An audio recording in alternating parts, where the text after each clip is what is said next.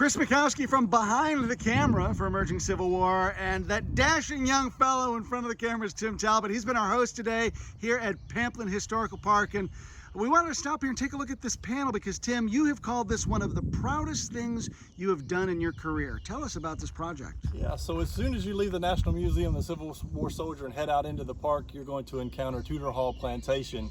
And Tudor Hall Plantation was an operating tobacco and then grain plantation from about 1810 until 1865. And it was really, of course, built on the backs of the enslaved people who worked here. And I always thought it was important to recognize those people by name if we were able to.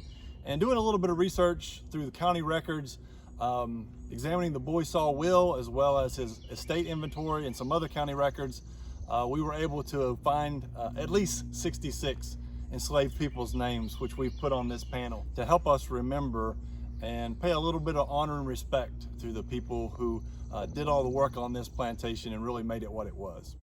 One of the things that I think is really cool is, as you mentioned, once you leave the museum and come out here, this is really the first thing you see, and that's a really important context for experiencing this farm. Yeah, I think it's important for us to remember the backbone of any operation, the workers who were doing the work, the enslaved people here, and hopefully this catches people's attentions and lets them remember them. Now I've got to ask, you know, it was a process even finding names, which is something a lot of us take for granted. So imagining finding biographical information about the stories of these people, how hard is that? Or are these people essentially lost to history except for their names? Well, I hope they're not totally lost. At present, we're searching. Most of these documents that we're able to get these individuals' names from came from the late 1830s. So that's still almost 30 years before emancipation. And as you can see on the list, the vast majority of them only have first names. There are a few that do have last names.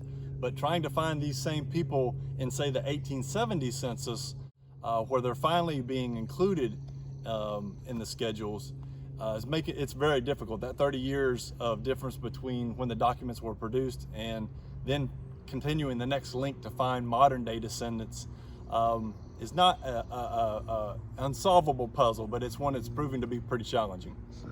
Tim, congratulations on what I think is just a fantastic project, and I know it's near and dear to your heart, so well done, congratulations. Thank you.